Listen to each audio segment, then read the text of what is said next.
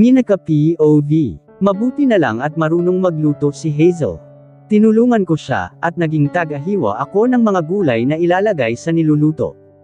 Kapag nagluluto ka, depende sa niluluto mo ang lakas ng apoy. At saka yung timpla, dapat tama lang, sabi ni Hazel. Hindi ko maiwasang mamangha, parang alam na alam niya ang gagawin. Samantalang ako, bilang na bilang ko sa daliri, ang mga sandali na nagpunta ako sa kusina para magluto. Wow! Ang galing mong magluto, Hazel. Paano mo ito nagagawa? Namamangha kong tanong. Sana pala ganito na lang din ang inaral ko, sa halip na ang pagbibilyar noon sa Maynila. Wala naman akong napala. Pangarap ko kasi talagang maging chef. Magtatayo ako ng restaurant, Monica. Tila nangangarap na sabi ni Hazel na ikinangiti ko. Ikaw ba? Anong pangarap mo? Tanong ni Hazel, just smiled, pinagpapatuloy ang paghihiwa. Maging hot eller. Ngumuso si Hazel sa naging sagot ko. Pangarap mo ba talaga iyan? O baka naman, dahil iyan ang kailangan mong gawin. Magkaiba kasi iyon, Monica. Maaaring kaya hot eller ang sinasabi mong pangarap mo, dahil sa mga magulang mo, dahil sa business nyo, at simula bata ka ay iyon na ang tingin mong kailangan mong maging, pero posibleng hindi naman talaga iyon ang pangarap mo. Napaisip ako sa sinabi ni Hazel. Oh, right. I don't know what my dreams are yet. Bumuntong hininga ako, at sumandal sa sink, hinarap ko si Hazel. Tell me, Hazel, masyado ba akong naglalaro noon sa buhay ko? Dahil hindi ko pa alam kung ano ang mga gusto ko, am I behind in life now? Curious kong tanong. Agad naman siyang umiling. Ay, nako, hindi naman sa ganoon, Monica. Bata pa naman tayo. Mahahanap mo pa ang pangarap mo. At saka kung kailangan mo talagang maging hotelier, pwede ka pa rin namang magdagdag ng pangarap. Pero paano ko nga ba mahahanap ang pangarap ko, Hazel? Nako, darating din yun. Eventually, you'll figure it out. At saka nahanap mo naman na ang isang pangarap mo, kaya ayos lang iyon, sabi ni Hazel at ngumiti. Pangarap ko. Nagtataka kong tanong. Si Darius. The man of your dreams. Sabay halakhak niyang ikinanguso ko. Napailing-iling na lang ako sa kanya, pero hindi ko rin maiwasang mapangiti. Pagtapos magluto ni Hazel, ay dinala na namin sa labas ang mga iyon. Saktong tapos na rin sina Aldrin sa pinagkakaabalahan, at nagagawa na sa upuan para makapwesto. Kain na. Masarap itong luto namin. Proud na sabi ni Hazel. Si Drix naman ay nakatingin dito, na agad napansin ni Aldrin, at binatukan ang kaibigan. Natawa na lamang ako. Naupo na sila at nagkanya-kanyang kuha ng plato. Ikaw talaga, Hazel, pinagluto mo pa ang anak ni Don Agaton. Nako na bata ka, nakakahiya, sabi ni Mang Ador, noong lumapit sila at mukhang hinihingi ng pasensya ang anak. Agad naman akong ngumiti, at ako na mismo ang nagsalin ng juice, na tinimpla namin sa kanilang mga baso. Wala po iyon, Mang Ador. Mabuti nga po at tinuruan ako ni Hazel, natutuwang sagot ko. Wow! Masarap nga. Thank you, Monica. Sabi ni Aldrin na akala mo ay ako talaga ang nagluto nyon. Kuya Darius, sarap ng luto ni Monica. Pagbibida ni Aldrin, na lalong ikinapula ng mukha ko. Ngumisi lang si Hazel, at hindi na nagkomento pa, kahit siya naman ang nagluto nyon. Lumapit na rin sina Darius. Nagpaalam na ang ibang tauhan nila, na mukhang may mahalaga lang na ipinunta rito sa rancho. I looked at Darius who was staring at me. Ang gaan ang tingin niya, at parang ang ganda ng araw niya. I wonder why. Talaga, marahang tanong ni Darius sa kangumisi ng kaunti. Tumikim ako, at medyo napaiwas ng tingin. Kilala ako ni Darius at alam niyang wala akong kahit anong alam sa gawaing bahay. Even more so when it comes to cooking. Pagtapos nilang kumain, nagpaalam na rin sila, at naiwan na kami ni Darius, because as usual, alam nila na si Darius ang maghahatid sa akin pauwi. Sumabay ka na. Ipapakuha ko ulit ang sasakyan mo, sabi ni Darius. That's the usual. He doesn't like to let me go home alone, lalo pa kapag kasama ko naman siya. Tumango ako, at kinuha ang bag ko sa loob ng sasakyan.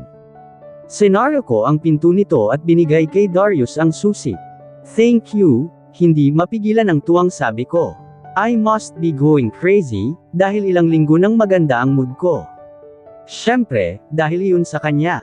Work tomorrow. Tumango ako. After my classes, surprisingly, ipinatawag na ako ng boards. I suppose it's a good news, balita ko. Didn't you give them your shed?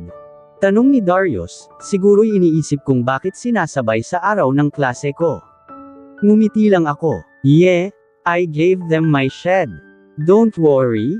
Okay lang, iyon. Kaya ko naman, sagot ko. Are you sure? Masyadong marami ang ginagawa mo. They need to consider it, sabi ni Darius, at pinagbuksan na ako ng pinto. Sumakay ako roon, at tumingin sa kanya. Ayos lang talaga, Darius. You know, I want to build a good relationship with our staff to avoid future differences. Ayaw ko namang bigan si Daddy, sabi ko. Bumuntong hininga si Darius, at nang makasakay sa driver's seat, ay nilingan ako. He parted his lips, tila may sasabihin. It took him seconds before he could finally do it. You need help? Mahinahong tanong ni Darius. Umiling ako agad. Siyempre, madalas makapal ang mukha ko, pero hindi naman palagi. Hindi naman. I think I can handle it. They're thinking about making me an acting president. Lalo na't bababa muna yung nasa current position. They're seizing this opportunity to test my capability. Tell me if you need help, then, sabi ni Darius na ikinatango ko. Oh, yeah, I would do that kung kailangan na talaga, but I'll be fine. Ngumiti ulit ako. Ikaw, do you have any plans for tomorrow? I need to go to Batangas. Nanlaki ang mga mata ko at hinarap ko siya. Wait, why is this? Tumango si Darius na lalo kung ikina-excite. I heard he has temporarily stopped racing for a year now. Siguro dahil naging sobrang busy siya sa kumpanya nila, ang wine company, at itong planta nila rito sa El Amadeo. They also own a lot of business under their name. Ibig mong sabihin, babalik ka na ulit sa racing? Tanong ko. Yeah, they called me. And I miss it. Casual lang nasabi ni Darius. Hindi ko tuloy alam kung magiging masaya ba ako, o malulungkot at manghihinayang, dahil busy ako. Gusto ko pa namang napapanood iyon. Now, I'm sure hindi na naman ito mawawala sa isipan ko. Bakit ganyan ang reaksyon mo? You wanna go? Napasandal ako pabalik sa upuan. Anong araw ba? I really want to watch. Kung hindi busy ay baka umabot kami ni Hazel. Hindi sumagot si Darius. Nang tingnan ko siya, ay kinagat niya ang kanyang labi. Siguro natutuwa kasi hindi kami makakasama. Weekend's the race day. But you're busy. Oo nga, sagot ko at bumuntong hininga. But I really want to go, Darius. I can send someone to pick you up. Matamang sabi ni Darius. Napalingon ako sa kanya. Really? Panipi? Yeah, casual niyang sagot sa kanag-iwas ng tingin. Gusto mo bang sumama kami? I mean, you'll want us to watch your race. Tanong ko na tila nabuhayan ng pag-asa. Dahil kung oo, pwede ko naman gawa ng paraan yung trabaho ko, at pag-aaral. I'm good at multitasking. I can do that, but your studies are more important. Kaya iyan na ang unahin mo. I'll be there, then. Saad ko, na hindi mapigil ang ma-excite. It's been years since the first and last time I watched him race personally. At mangilan-ngilang beses ko lang napanood sa internet yung mga race niya. I avoided watching him, and even checking social news about him and his cousins. Pero ngayon, wala na talaga iyon sa isipan ko. I'm just happy that I'll get to be with him in Batangas. Maghihintay ako kung ganoon, sabi ni Darius na halos ikatalo ng puso ko, palabas sa aking dibdib. Hindi na mawala sa isip ko ang bagay na iyon, pagtapos ng pag-uusap namin ni Darius. I was so excited. Inspired akong magtrabaho at mag-aral. I need to finish my studies with flying colors. Work hard and have a good career. Ewan ko kung anong tama ang nangyari sakin, dahil bigla, gusto kong maging maayos. I changed the way I talk to other people. Binawasan ko ang pagiging masungit, at madalas na ako kung ngumiti. I changed the way I dress. Less skirt, at yung hindi na masyadong kita ang balat ko. I even changed the style of my makeup. Kaunti na lang ang nilalagay ko. Mas simple at mas soft tingnan. Binago ko rin ang mga hobbies ko. I stopped doing stupid stunts, na nagpapastress kay Alda, at sa mga tauhan namin. Pinakancel ko na nga kay Adriano ang nagawa niyang subscription ko, sa isang magandang kasino at bilyaran sa Laya. I started having friends, too. Naging kaklase ko rin talaga si Aldrin, kaya hindi ako masyadong nahihirapan na mag-adjust. Kahit papaano, ay may ilan na akong nakakausap sa mga kaklase namin, pero madalas sa kanila ay ilag pa rin. They knew me as Ann Pimentel. Ang sabi ni na Hazel, ay marami raw talagang sinasabi tungkol sakin, lalo na sa pagiging palakaibigan ko, at pagiging malapit sa pamilyang Escudero, na dahilan siguro para maging lag sila sakin, pero sabi ko ay huwag na lang nilang pansinin.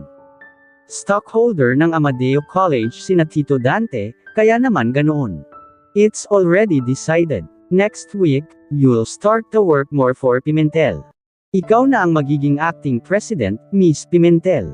You can occupy one of the hotel suite, nang sa ganoon ay hindi ka na mahirapang umuwi, pagkausap sa akin ni Kemi, noong matapos ang board meeting.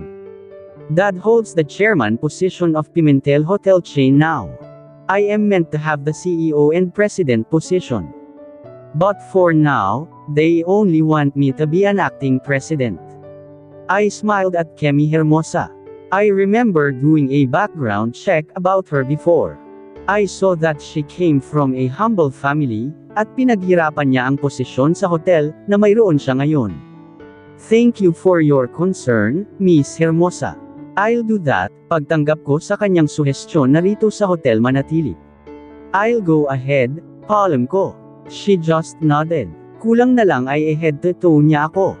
Hindi ko naman matatanggi na maganda siya, kahit simple. She's soft-spoken, too. Let's go, Adriano. Kukunin ko lang ang mga gamit ko sa mansyon.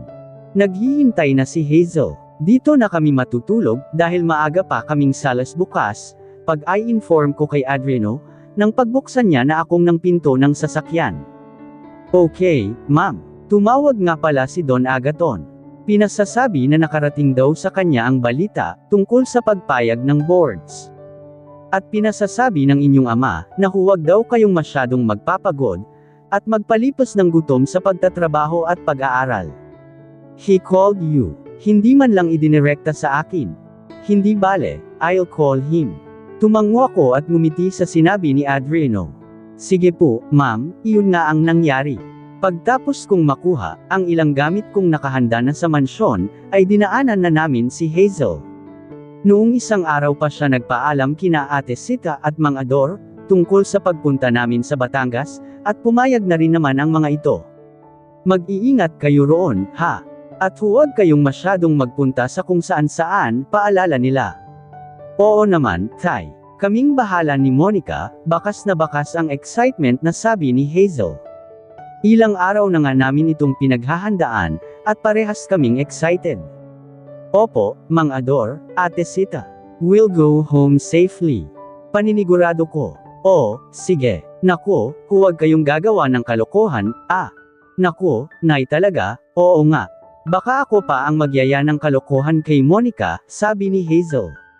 Ilang paalala pa ang binigay nila, bago kami hinayaang makaalis na. Adriano drove us back to the hotel. Hindi nga kami makatulog ni Hazel, dahil syempre, ito ang unang sleepover naming dalawa, at pangalawa, para kaming mga kitty kiteng hindi mapakali, dahil sa excitement. Humilata kami sa kama, habang nanunood ng palabas sa malaking screen, pero siya lang ang nanunood, dahil busy ako sa aking phone habang nakadapa sa kama. Monica, magde-date ba kayo ni Darius? Tila nanjing sa kilig niyang tanong. Namula ang mukha ko. Hindi, no. As if makikipag-date yun sakin. Ngumuso siya. Aba, why not? You're beautiful, kind, sexy, and smart. Monica naman, huwag mo ngang babaan ang confidence mo. Panipi. But, Hazel, kung nakita mo noon ang mga tipo ni Darius, you wouldn't even consider me.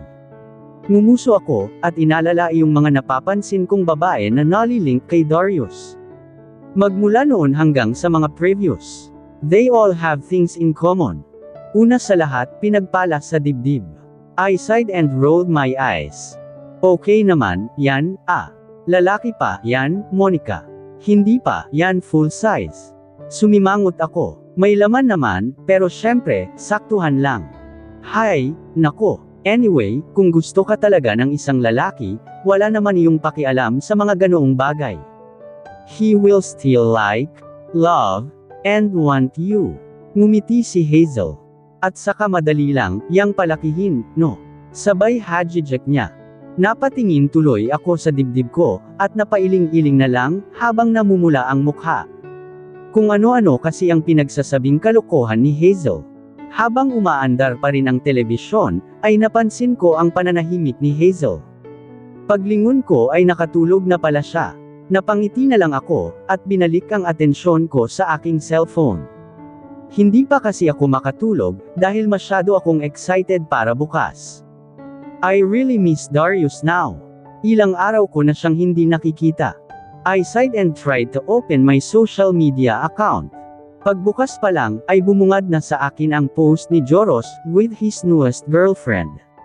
Naka-school uniform pa sila, at hinahalikan niya ang ulo ng babae. Napailingling naman ako, may itsura naman talaga si Joros.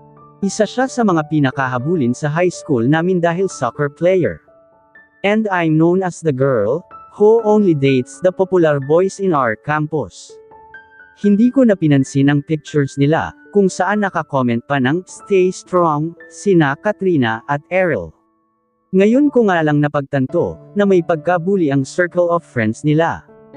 I remember, when we used to make fun of the nerdy guy, na nakalaban ko sa bilyar, at tuwing pinagkakatuwaan yun ni Katrina, ay nakikisakay rin ako sabay tawanan namin. And, kapag iniisip ko yun ngayon, na-realize kong maling-mali. You're so spoiled and mean, Monica. That's so evil. Ni minsan ay hindi kailanman naging tama, na gawing katatawanan ng isang tao, anuman ang antas nila ng pamumuhay, or even the way they talk and dress. I hope I can say sorry to him. Habang nag-eye scroll ako, ay napadaan ang isang post tungkol kay Darius. Pinindot ko ang tag sa kanya, kaya dumiretso ako roon sa kanyang account. Bilang lang ang posts niya, pero ang dami niyang followers. Napanguso tuloy ako. Kaunti lang ang pina-follow ni Darius, puro tungkol sa racing, at saka mga pinsan niya, at si Killian. Wala siyang pina-follow na ibang babae. Nag-isip-isip ako ng kaunti, bago dahan-daang pinindot ang follow button. Pati sina Shiloh, Caleb, at maging si Killian, ay finollow ko na rin. Ilang minuto lang ay may nag-notif na mensahe. Napatingin ako roon, at napakurap nang makita ang isang direct message. Darius, still awake. Nagulat ako noong mag-slide siya sa DM ko. Oh, I thought tulog na siya at nagpapahinga na. Akala ko pa naman, ay hindi niya mapapansin dahil busy naman siya, at ang dami-dami namang nagpa-follow sa kanya. I'm so caught. Kahit ganoon, nag-reply pa rin ako. Yeah. Bored lang. Nilagyan ko pa iyon ng smiley emoticon. Nakita kong typing siya. Tulog na. Napanguso ako sa kanyang sagot. Hanggang message ay napakasungit. Hindi bale na't pogi typing siya. Kumpleto ang mga letra. May proper punctuations. Magta-type na sana ako, pero nag-message ulit si Darius. And unfollow my cousins. Napanguso ako lalo. Magta-type pa sana ako, pero bigla na lang nag-ring, at nakita kong si Darius ang tumatawag. My heart skipped a beat. Napatingin ako kay Hazel, na komportable ang malalim na tulog. Tumayo ako sa kama, maingat at tahimik, para hindi maantala ang tulog ni Hazel. Tinungo ko ang balcony, at sinara ang sliding glass door. Saka ko sinagot ang tawag. I even beat my lip, at sinasalubong ang malamig na hangin dito sa balcony ng hotel suite. Hi! Kabadong bati ko kay Darius, noong nasagot ang tawag. Why are you still awake? Tanong niya mula sa kabilang linya, na tahimik lang at walang background noises. I don't know how his voice can sound deep and gentle at the same time. Wala naman. Magpapahinga na rin, sagot ko. Hinarap ko ang malawak na tanawin. From here, natatanaw ko ang dagat ng El Amadeo. Kahit madilim na, ay nakikita ko ang kumukumpas na mga alon dahil sa refleksyon ng maliwanag na buwan. Ikaw, you're still awake? Pagtatanong ko. I'm still outside, sagot ni Darius. Go to sleep now. Pinigilan ko ang pagngiti. Did you call for that? Yeah, tanging sagot niya. Nahihinuha ko na agad ang kanyang ekspresyon. Napanguso na lang ako. Fine, matutulog na ako kung ganoon. Late na rin naman, sabi ko, at nilingon sa loob si Hazel na tulog na talaga. Good night, Panipi. Good night, he coldly answered. Pinatay ko na ang tawag, at hindi mapigilan ang tuwa. Nag-off na ako, at hindi na siya ginulo pa. Ayaw ko namang isipin ni Darius, na hanggang text at tawag ay kinukulit ko siya. That would be too much. At saka hindi rin naman ako mahilig sa ganoon, makipag-textmate. Nananakit ang kamay ko. Hindi rin ako mahilig sa social media. Dumating kami sa Batangas bago ang tanghalan. Tinutuo nga ni Darius ang sinabi na magpapadala siya ng susundo sa amin sa El Amadeo, at maghahatid patungo sa Batangas, kaya naman hindi na kami nahirapan ni Hazel. Grabe, Monica, ang ganda rito, sabi ni Hazel noong makarating kami sa isang isla, at doon mag-check-in, para sa magiging stay namin ngayong araw dito sa Batangas. Dito na rin kami matutulog, dahil bukas ng tanghalian din ang flight namin pabalik sa El Amadeo. Mabuti at nagdala ako ng pera, Monica, mamili tayo ng pasalubong kapag may oras pa tayo, ha? Sabi ni Hazel sabay ngiti sakin. Tumango naman ako. Pero kung may date kayo ni Darius, edi wow. Saka siyang umisi. Napailing-iling ako. Hindi naman ako umaasa. Nandito kami para panoorin ang race niya. Just to have fun and enjoy the weekend. Gusto ko lang ding suportahan si Darius. And I just really want to see him. Naroon na si Darius pagdating namin sa hotel. Naabutan namin siyang kausap ang kanyang team manager yata. At may kasama rin siyang ilang kasamahan nila sa racing. When I saw Darius, like the usual, my heart immediately skipped. Ngumiti ang kanyang kasama, na sa hinuha ko'y ang manager niya. While Darius stood there with his formal trousers, and light blue long sleeves. Nakasuot sa bulsa ang kamay, noong lumapit kami at pinagmamasdan nila ang pagdating namin. Isang simple ngunit elegante, at saktong haba ng dress lang ang suot ko. Naka-shades din ako bilang proteksyon ng mga mata mula sa araw. Hi! Bati ko noong sa wakas, ay makalapit kami ni Hazel at tinanggal ang aking shades. Ngumiti at bumati lang si Hazel, at sinabing mauuna na muna siya sa taas, at sumunod na lang ako. Ito ba ang unikahihan ni Mr. Agaton Pimentel? Tanong ng team manager ni Darius sa car racing. Tumango si Darius. Nagtama ang paningin namin, at hindi ko maiwasang mamangha sa kagwapuhan niya. He's unbelievably handsome. Ang malakas na hangin sa tabing dagat, ay nililipad ng kaunti ang hibla ng kanyang buhok. This is Monica, Darius introduced me. Monica, this is Simon, my manager. Ngumiti ako kay Mr. Simon. We shook hands. I'm Monica. It's nice to meet you, Mr. Simon. We talked about few things, halos tungkol sa magagandang tourist spot dito sa Batangas, and his manager recommending you as some foods to try. Paano'y mauuna na ako? See you at the race, Darius, get ready. Miss Monica, I'll go ahead. Tumango ako at ngumiti. Ingat po. Tinapik nito ang balikat ni Darius, at tumulak na papaalis. Kaya naman nang maiwa na kami ay nabaling na sa kanya ang atensyon ko. I smirked immediately. So, you called last night. You Marco ang kilay ni Darius. Tiningnan niya ako. Yes, and you were stalking me. I sighed and shrugged my shoulders. Hindi ko na tinanggi dahil totoo naman. So, you're not denying it, you're stalking my account. Ngumisi siya, para kaming may sariling mundo rito. Mainit ang araw, pero sapat ang malakas at preskong hangin. Yup, at ano naman kung in-stalk kita? I only did that last night. It's not a usual routine, depensa ko sa sarili. Napailing-iling lang si Darius. He bit his lip trying to suppress a smile. You must be tired. Nananghalian na kayo. Tanong ni Darius, na ikanalan ko dahil hindi pa naman kami nagla-lunch ni Hazel. You should eat first. Then, take a rest. Tumango ako. Okay, I'll do that. Umakyat lang ako saglit para magpahinga ng kaunti, at tawagin na rin si Hazel. Sumabay na kami sa lunch ni Darius, at pagtapos ay nagpahinga na ulit. Hindi na rin ako nang ahas na lumabas pa, o maligo sa beach. Nauna na rin si Darius na umalis sa hotel, at nagtungo sa racing circuit, kung saan gaganapin ang race. Nagbihis na rin kami ni Hazel. Sa pagkakataong iyon, ay nagsuot na lang ako ng isang itim na skirt na sakto ang haba. Panaresan ko iyon ng puting tube top pang itaas, at sinuot ang isang itim na leather jacket na may band collar. It has bold racing stripes as a design. Sinuot ko rin ang paborito kong boots. Matchy ang outfit namin ni Hazel. She's wearing a slightly longer dark colored skirt than mine, long sleeves na magkahalong kulay white, red, at dark blue. Pagtapos ay high boots. Our outfits look so cool. Mag-picture tayo, Monica. Iyon nga ang ginawa namin. Desidido kami na magsaya ngayong hapon. Pagdating namin ay marami ng tao. Puno na agad ang grandstand. Pero dahil may VIP access, sa harapan pa rin kami, kung saan mas makikita namin ang racetrack. Ang daming tao, sabi ni Hazel. Pumwesto na kami, at agad kong ang nilingga ang paligid para hanapin si Darius. Sakto namang patungo na sila sa loob ng track. Namangha agad ako at natulala.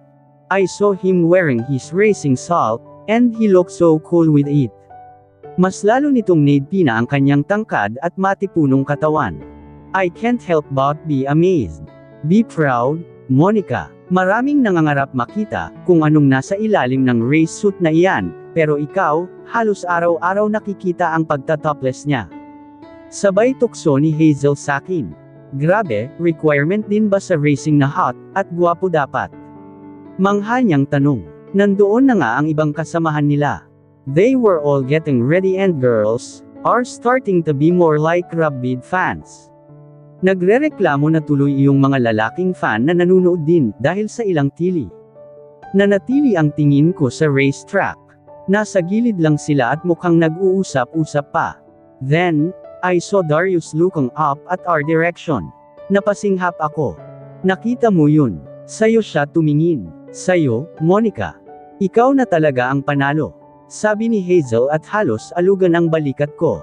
Baka naman guni-guni mo lang. Sabi ko na lamang. Sandali lang din naman iyon, at kinailangan na nilang magsimula. Katulad ng iba, nag-cheer din kami ni Hazel, pero hindi na kami tumitili ng malakas kapag hindi naman kailangan. Lalo na ako, na halos hindi makagalaw sa kinauupuan. Tuwing nanunood ako ng ganito, at iyon pang mga illegal at underground racing, todo cheer pa ako. Walang pakialam, kahit mamatay pa ang mga racers, total willing silang isugal ang buhay, para sa illegal na gawain. Malaki-laki rin kasi ang pastahan sa illegal racing balita ko kina Errol. Pero ngayon, katulad noong unang beses ko itong nasaksihan, hindi ako mapanatag. Hindi naman ako madasalin, pero nagagawa ko na lang ng kusa, dahil sa sobrang tindi ng ginagawa nila. Darius is such a great racer. Nakakamangha ang tactical skills niya, at bilas ng kanyang pagmamaneho. Hindi ko kayang isipin na kalmado siyang tao, at lagi lang tahimik, because he's too much and intense whenever he's inside the racetrack. Ang galing ni Darius, Monica. Wow, go, kuya. Si Hazel na lang ang naiiwang nag-cheer. Namumutla na yata ako rito. He's so rough and hard inside the track. Umuusok na yung gulong tuwing kinakabig niya bawat turn. Dalawang sasakyan na lamang ang nagkokompetensya para matapos ang laps, at mauna sa finish line. Ang iba ay malayo na ang pagitan, at napag-iiwanan na. Ang mga manunood, nasa dalawang kotseng na iwang nagpapaligsahan ng atensyon. The racing circuit itself is dangerous, kaya talagang halos lahat ay tensyonado rin pero nag-e-enjoy sila. Ako lang yata ang hindi na makapagsalita rito. Noong halos 5 laps na lang ang natitira, hindi ko na kinakaya. Bumabaliktad na yata ang sikmura ko sa kaba. Kinuyam ko ang palad ko dahil ayaw kong umalis. I still want to watch him win. Napasinghap halos lahat noong maabyutan ng pumapangalawang sasakyan si Darius. Nag-spark kasi ang likod ng race car niya dahil sa pagdikit niyon. Valderrama, don't cheat, asshole. Nakarinig na kami ng mga reklamo mula sa gumawa niyon. Kinagat ko ang aking lobby. Tingin ko ay nahanap ko na ang magiging reason ng near-death ko, and that is watching him compete with dangerous cars. Parang hindi si Darius natatakot sa bawat kabig ng manibela. Is he in love with danger? Napatili ulit sila, noong nauuna na ulit si Darius, at medyo nagka-space na sa pagitan nila ng sasakyan. Sinasadya yata ng ikalawang sasakyan na daplisan ang race car. Ramdam kong mainit na ang mga gulong nila sa huling lap. Isang kabig sa manibela, a bit spark from the wheels, and Darius passed by the finish line. Almost everyone stood up and cheered for him. Well, Darius Escudero is the Escudero's pride. Nanalo si Kuya Darius, sabi ni Hazel, dahil hindi na talaga ako nakapagsalita. Noong huminto na ang mga race cars, at isa-isa nang nagsilabasan ang mga racers, nakita ko na ang paglabas ni Darius. Sinalubong siya agad ng team niya. Even the other racers were smirking at him. Dahil sa malapit ang row namin ni Hazel, malinaw ko pang nakikita si Darius, lalo noong maglakad sila patungo sa gilid. Hawak niya ang racing helmet. Beads of sweat formed on his forehead.